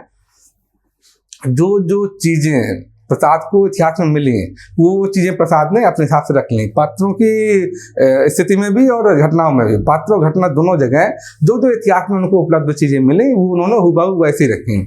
बीच का जो खाली स्थान था वो उन्होंने कल्पना के जरिए भरा है। चाहे पात्र हो, चरित्र हो, चाहे घटनाएं हों, दोनों जगह उन्होंने काल्पनिकता का प्रयोग किया है।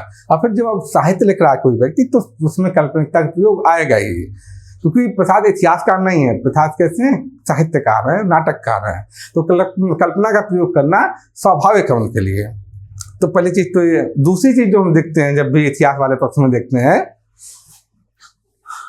कि इतिहास बोध कैसा है प्रसाद का, इस पर चर्चा कर लेते हैं।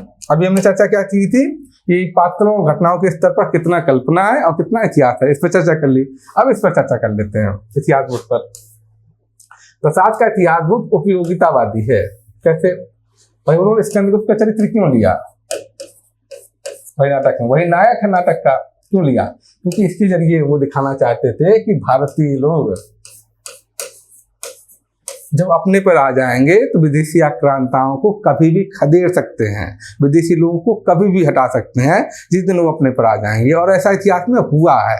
वही दिखाना चाहते थे भारतीयों को कि तुम्हारे पूर्वजों ने विदेशी लोगों को कैसे खदेड़ा है, इसलिए तुमको भी ये चीज करनी चाहिए, ये चीज दिखाना चाहते थे वो। इसलिए उन्होंने किसका चरित्र लिया? स्कंदगुप्त का चरित्र लिया। तो एक ऐसा दृष्टिकोण है उपयोगितावादी इतिहास उनका। वह ऐतिहासिक चरित्रों का उपयोग समाज को प्रेरणा प्रदान करने के लिए करते हैं। ठीक। दूसरी चीज क्या देखते हैं हम लोग? प्रसाद इतिहास के साथ बिल्कुल छेड़छाड़ नहीं करते। उनका क्लियर सा मानना है कि इतिहास के साथ छेड़छाड़ नहीं होनी चाहिए, और इतिहास को उन्होंने अच्छे से पढ़ा है। इतिहास के वो क्या है? प्रसाद अध्येता है इतिहास के। तो इतिहास के साथ बिल्कुल छेड़छाड़ नहीं करते, सिर्फ उन रिक्त स्थानों पर कल्पना का प्रयोग करते हैं जहां पर इतिहास उपलब्ध नहीं है, वहां वो कल्पना के रंग भर देते हैं। इतिहास को कभी तोड़ते मरोड़ते नहीं है, गलत तरीके से इतिहास को पेश नहीं करते।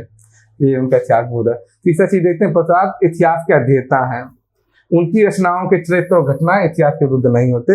ये चीज आप देखेंगे भी जब प्राकथन पढ़ेंगे स्कंदगुप्त का, तो उन्होंने कई पेजों में विस्तृत चर्चा की है, जैसा कि कोई इतिहासकार करता है उस तरह से उन्होंने पूरी चर्चा की है कि इस अभिलेख में ये मिलता है, भीतरी अभिलेख में ये दिखता है, जूनागढ़ अभिलेख में ये मिलता है, इंदौर अभिलेख में ये मिलता है। पूरा उन्होंने चर्चा की, विधिवत चर्चा की है कि ऐसे ऐसे घटनाओं का क्रम जो होता है। तो आप देखेंगे प्रसाद इतिहास के अध्येता है, और जो व्यक्ति अध्येता होगा वो भला इस तरह के तुलमोल वाले प्रश्न या चीजें क्यों करेगा? कर ही नहीं सकता वो व्यक्ति। और देखिए, प्रसाद ने ऐतिहासिक पृष्ठभूमि लेकर वर्तमान के ही मुद्दे उठाए हैं। वर्तमान भले ऐतिहासिक है, पृष्ठभूमि भले ही ऐतिहासिक है, लेकिन जितने मुद्दे हैं वो वर्तमान के हैं। कैसे? चाहे जो विदेशी संस्कृति की और विदेशी संस्कृति की अंधानुकरण का मसला हो, विदेशी संस्कृति के अंधानुकरण का मसला हो, वो वाली बात हो, या आप देखेंगे किस तरह से जो अन्न परसत्व है, भूखों का जो प्रणदत्त बोलता है, वो वाली बात हो, किस तरह से देशवासियों जो संसाधन है, देशवासियों में जो वंचित जन है उनको नहीं मिल पा रहा, उसकी वो चर्चा करते हैं बार बार। इस तरह से आप देखेंगे जो मुद्दे हैं, चाहे सांप्रदायिकता का मुद्दा हो, जो वास्तव में हिंदू मुस्लिम सांप्रदायिकता के ऊपर है, लेकिन उसमें ब्राह्मण बहुत संघर्ष के माध्यम से दिखाया गया है। तो इस समय जो वर्तमान में मुद्दे चल रहे हैं, जो समस्याएं हैं हमारे देश की, समाज की, उन्हीं को उन्होंने ऐतिहासिक वातावरण लेकर उठाया है। समस्याएं अभी की हैं सबकी सब देखेंगे आप। इस वजह से भी देखेंगे कि आपका दृष्टिकोण कैसा है। जयशंकर प्रसाद का दृष्टिकोण उपयोगितावादी है। उन्होंने इतिहास का इस्तेमाल सिर्फ किस लिए किया है? उपयोगितावादी दृष्टिकोण से किया है। उसलिए किया है ताकि लोगों के मन में जागृति पैदा कर सकें, चेतना पैदा कर सकें, राष्ट्रीय बोध या राष्ट्रीय भावना को उभार सकें, उसलिए किया है। और इसीलिए उन्होंने तो चरित्र भी नायक भी कैसा लिया? ऐसा नायक लिया है जिसने अपने समय में विदेशी लोगों को खदेड़ दिया था भारत से, वैसा नायक लिया है। तो देखेंगे प्रसाद चूंकि अंग्रेजों का शासन है, ब्रिटिश शासन है, सीधी सीधी ये बात नहीं लिख सकते, इसलिए उन्होंने ये जरिया ढूंढा, इस जरिए से वो कोई बात कह रहे हैं। तो देखेंगे हम, तो इस तरह हम देख रहे हैं क्या क्या देखा हमने? इतिहास बहुत देख लिया। अब क्या देखते हैं हम लोग? अब देख लेते हैं हम लोग स्कंदगुप्त नाटक पर क्या क्या आक्षेप लगते हैं, क्या क्या आरोप लगते रहे हैं स्कंदगुप्त नाटक पर, ये देख लेते हैं।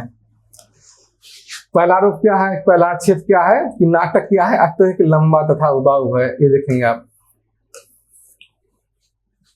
तो आप देखेंगे नाटक उतना भी लंबा नहीं है भाई, इससे भी बड़े लंबे लंबे नाटक खेले जाते रहे हैं। कई नाटक तो 2-2, 3-3 दिन और रात में खेले जाते रहे हैं। और अभी भी आप देखते हैं, रामलीला देखते होंगे तो रामलीला तो 15 दिन, 20 दिन, 1 महीने तक खेला जाता है। तो वो समस्या नहीं है, ये नाटक इतना भी लंबा नहीं है। हालांकि समस्या ये है कि नाटक में क्या है, बिखराव ज्यादा है। उसी वजह से समस्या क्या होती है, बिखराव होने से क्या होता है, जो दर्शक है, दर्शक को बोरियत होने लगती है, वो जल्दी बोर हो जाता है। ये मूल समस्या है। हालांकि ऐसा भी नहीं है कि नाटक बहुत ज्यादा उबाऊ हो, ऐसा भी नहीं है, ये भी नहीं है। ये सिर्फ आक्षेप है, कुछ हद तक ये आक्षेप सही माना जा सकता है, पूरी तरह से आक्षेप भी सही माना नहीं जा सकता, ऐसा नहीं है। नाटक साहित्यिक है तो थोड़ा सा उबाऊ होगा, ये सही है, उतना मनोरंजक नहीं है नाटक, लेकिन नाटक साहित्यिक है, सोफिस्टिकेटेड नाटक है। तो अब ये जो आक्षेप है पूरी तरह सही नहीं माना जा सकता। भाषा कठिन है तथा आम जनता की समझ से बाहर है। भाषा कैसी है इसकी, इसमें भी तत्सम है, इसलिए यह आक्षेप लगाया गया है कि भाषा कठिन है। भाषा तत्सम इसलिए है क्योंकि वातावरण क्या है नाटक का, नाटक का वातावरण ऐतिहासिक है, तो भाषा कैसी रखनी पड़ेगी, तत्सम रखनी पड़ेगी। कई लोगों ने ये आक्षेप भी लगाया है कि यहाँ पर सारे पात्र एक ही जैसी भाषा बोलते हैं, तो इस आक्षेप का जवाब भी जयशंकर प्रसाद ने दिया था कि अगर अपने नाटक में मैं ओरिजिनल भाषा बुलवाने लगूं, मूल भाषा अगर मैं बुलवाने लगूं पात्रों से, तो फिर स्कंदगुप्त क्या बोलेंगे, मागधी बोलेंगे, खिंगल क्या अपनी भाषा बोलेगा, तो नाटक को सुनेगा कौन, कौन देखेगा, कौन पढ़ेगा उसको। तो इस तरह के आक्षेप सही नहीं है, सटीक नहीं है। और देखिए तीसरा आक्षेप क्या है, दस देखें तथा कठिन दस्यों की भरमार है, यथा कुंभा नदी न खजाना होना। ये बात सही है कि 10 से ज्यादा है, और कुछ कुछ दस मुश्किल हैं, सारे दस तो नहीं लेकिन कुछ दस मुश्किल है। लेकिन जिस तरह से अब तकनीक आ गई है, तो तकनीक के जरिए इस तरह के दस करना बहुत मुश्किल नहीं है। पुराने समय में दिक्कत होती थी जब संसाधनों का अभाव था, लेकिन अब इतने संसाधन आ गए हैं, इतनी तकनीकें आ गई हैं, तो इससे मुश्किल दस भी कर लिए जाते हैं। इतने मुश्किल दस नहीं है, इससे भी मुश्किल दस मंचित किए गए हैं, तो उतना मुश्किल नहीं है। हालांकि ये सही है कि 10 संख्या में ज्यादा है, अपेक्षा का ज्यादा है, इतने दस नहीं होने चाहिए। एक आम लोगों के लिए, जब आम लोग मंचन करना चाहते हैं तो उन्हें थोड़ा मुश्किल होती है, लेकिन आज के जमाने में बहुत मुश्किल चीज नहीं है। पात्रों का अनुपातिक महत्व युक्त संगत नहीं है, ये बात कुछ कुछ सही है कि कहीं कहीं ऐसा लगता है कि जो मुख्य पात्र है उनको महत्व कम मिल गया है, और कुछ कुछ पात्र जैसे भीम वर्मा देख लीजिए या मातृगुप्त देख लीजिए, भीम वर्मा, मातृगुप्त या मुदगल हो गया विदूषक, उसको कहीं कहीं लगता है महत्व थोड़ा ज्यादा दे दिया गया है, इतना महत्व नहीं मिलना चाहिए। ये कहीं कहीं बात कुछ हद तक सही दिखती है। और देखते हैं पांचवा आक्षेप क्या है, अनुसांगिक कथाओं को ज्यादा महत्व मिल गया। कहीं कहीं पर दिखता है जैसे कि मातृगुप्त वाली कथा है या मुदगल वाली कथा है, तो उसको उतना महत्व नहीं मिलना चाहिए। वो ना भी होती तो नाटक में बहुत ज्यादा फर्क नहीं पड़ने वाला था। तो उन सब देखेंगे, उन सब कथाओं को कहीं कहीं पर ज्यादा लिखता है, महत्व ज्यादा मिल गया, इतना महत्व नहीं मिलना चाहिए। तो आंशिक रूप से सही है। संवाद क्या है, लंबे हैं तथा एकालाप है, जिससे नाटक का तनाव कमजोर पड़ जाता है। संवाद वैसे छोटे हैं, कहीं कहीं पर ही लंबे देखेंगे आपको। आमतौर पर संवाद छोटे हैं, भाषा प्रवाहमान है। कहीं कहीं पर आप देखेंगे एक अलाप है, संवाद लंबे है। जहां एक तरह से प्रसाद को अपनी बात कहनी है, वहां पर संवाद लंबे हो गए हैं, एक अलाप हो गए हैं। ऐसा क्योंकि नाटक का उद्देश्य भी है, नाटक का उद्देश्य मनोरंजन नहीं है, राष्ट्रीय भावना की जागृति है, या सांस्कृतिक राष्ट्रवाद, यही उद्देश्य है नाटक का। उस वजह से कहीं कहीं पर देखेंगे कि अपनी बात रखने के लिए कहीं कहीं संवाद लंबे हो गए हैं, ऐसा आप पाएंगे। आगे देखते हैं सातवां आक्षेप क्या है। सातवां आक्षेप है कि कई स्थानों पर पारंपरिक सामाजिक दृष्टिकोण दिखता है। पारंपरिक सामाजिक दृष्टिकोण दिखता है कैसे, कि चाहे देखेंगे आप नारी के प्रति दृष्टिकोण, लोगों ने, कई समीक्षकों ने आरोप लगाया कि पारंपरिक दृष्टिकोण है नारी के प्रति, जो कि प्रसाद की रचनाओं में और स्कंदगुप्त में भी दिखता है। इस तरह से देखते, या जिस तरह से लोगों का मानना है कि बार बार इसे ब्राह्मण की तरफ पूरा झुकाव दिखता है, जो पुरानी परंपराएं हमारी, पुराने जमाने में ऐसा होता था। तो इसकी वजह क्या है कि नाटक ये प्रसाद का व्यक्तिगत दृष्टिकोण नहीं है, ये तो उस जमाने में कैसा प्रचलन था, किस तरह से वर्ण व्यवस्था प्रचलित थी, किस तरह की चीजें प्रचलित थी, वो उसके हिसाब से प्रसाद ने दिखाया है। ये प्रसाद का व्यक्तिगत मान्यता नहीं है, व्यक्तिगत दृष्टिकोण नहीं है। तो ये इस पर कई बार समीक्षकों ने आरोप जताया है, आपत्ति जताई है। अगला देखते हैं आक्षेप क्या है। गीत संख्या में अधिक हैं, जो नाटक के प्रवाह को बाधित करते हैं। ये भी देखिए आपकी गीत, हाँ 16 गीत है इस नाटक में, तो गीत संख्या में अपेक्षाकृत ज्यादा है। कहीं कहीं हालांकि गीत साहित्यिक गीत है, उच्च कोटि के गीत हैं, उच्च कोटि के साहित्यिक गीत हैं, उनकी गेयता बहुत अच्छी है, बड़े मधुर गीत हैं। लेकिन कहीं कहीं पे लगता है कि ना भी होते तो काम चल जाता है। जैसे देवसेना बार बार ज्यादा गीत गाती है, उतने गीत नहीं होने चाहिए। अगर ना, या मातृगुप्त ने ज्यादा गीत गाए हैं, अगर नहीं गाता वो तब भी काम चल जाता है, आवश्यकता नहीं थी। क्योंकि रंग मंचन में भी तो बाधा होती है ज्यादा गीत होने से, बार बार संगीतकारों सबको बैठाना पड़ता है, तो उससे भी समस्या होती है। तो गीत अगर कम भी होते, इससे आधे भी होते, तब भी काम चल जाता है। लेकिन गीत उच्च कोटि के साहित्य गीत हैं, राष्ट्रीय प्रेम के गीत हैं, अपनी संस्कृति को उजागर करने वाले गीत हैं, ऐसे गीत हैं। और देखते हैं नवा आक्षेप क्या है। पात्र आम जिंदगी के पात्रों की तरह नहीं है, कुछ पात्र सिर्फ अच्छे हैं और कुछ पात्र सिर्फ बुरे हैं। हाँ ये बात सही है, कहीं दिखेगा आपको कुछ कुछ पात्रों में देवकी, कमला, ये सब पात्र हमेशा अच्छे कार्य करते हैं, कुछ पात्र बुरे ही काम करते हैं। लेकिन ऐसा नहीं है, प्रसाद ने स्वाभाविकता दिखाने के लिए पात्रों के अंदर अंतर्द्वंद दिखाया है। आप देखिए स्कंद को पढ़िए तो उसके मन के अंदर कैसे अंतर्द्वंद है, बार बार अंतर्द्वंद सामने आता है, वो पात्रों की स्वाभाविकता दिखाने के लिए है। इसी तरह कई सारे पात्र हैं जिनका हृदय परिवर्तन भी होता है, बदलते भी हैं, परिवर्तनशील चरित्र है, ये भी देखेंगे आप। तो ये आरोप भी पूरी तरह सही नहीं है, ऐसा पाएंगे। 10वां आरोप क्या है? नाटक में बौद्ध भिक्षु और संघ की नकारात्मक भूमिका दिखाई गई है, जबकि इतिहास में ऐसा कोई प्रमाण नहीं मिलता। असल में ये क्यों ऐसा है, इससे प्रपंच बुद्धि का इस्तेमाल किया गया। प्रपंच बुद्धि की वजह से दो चीजें दिखाना चाहते थे प्रताप। एक तो ये दिखाना चाहते थे कि जो स्कंदगुप्त है वो कितना मुश्किल में है, उसका चरित्र को उभारना चाहते थे, और उसके चरित्र को उभारने के लिए सामने आपको जो खलनायक है उसको आपको बड़ा दिखाना पड़ेगा। अगर आप नायक का चरित्र ऊपर उठाना चाहते हैं तो साथ में खलनायक का भी शक्ति तो ऊपर उठानी पड़ेगी, दिखाना पड़ेगा खलनायक कितना भीषण है, कितना भयानक है। तो उसको सृजित करने के लिए, वैसा वातावरण सृजित करने के लिए ये जो पात्र की कल्पना की गई है, बौद्ध भिक्षु वाले पात्र की, इस तरह की नकारात्मक भूमिका दिखाई गई है। ये कोई व्यक्तिगत वैसा दृष्टिकोण नहीं है किसी धर्म के प्रति, लेकिन माहौल एक बनाने के लिए वैसा किया गया है। स्कंदगुप्त के नाटक में आप देखेंगे कि स्कंदगुप्त की वीरता जैसे गुणों को, कि किस तरह से कितना वो बहादुर है, धैर्य कितना रखता है, घबराता नहीं है आसानी से, और हर संकट से वह निकलता है, किस तरह से निकलता है, जूझता है। उन सब गुणों को दिखाने के लिए इस तरह से वातावरण सृजित किया गया है, इस तरह से पात्रों को सृजित किया गया है। वरना आप यही देखिए, बौद्ध में ही देखिए जो प्रख्यात कीर्ति है, प्रख्याति कीर्ति है, वो भी बौद्ध सन्यासी ही है, बौद्ध भिक्षु है। उसका रोल देखिए, उसका रोल बड़ा सकारात्मक है इसमें। धातुसेन आया, उसका रोल भी देखिए सकारात्मक ही है, वो भी एक बौद्ध देश से ही आया है। तो ऐसा नहीं है किसी धर्म विशेष के प्रति कुछ दुराग्रह हो, बल्कि माहौल ऐसा सृजित करने के लिए ताकि नायक के गुणों को उभारा जा सके, इस तरह किया गया। तो यहाँ पर हमने क्या देखा, इतिहास दृष्टि भी देख ली, इतिहास बोध देख लिया, कितना इतिहास का प्रयोग है, कितना कल्पना का प्रयोग है, ये देखा। जयशंकर प्रसाद इतिहास के बारे में क्या सोचते हैं, क्या उनका अध्ययन है, वो भी देखा हमने। क्या क्या आक्षेप हैं, ये भी महत्वपूर्ण है, प्रश्न आ जाता है।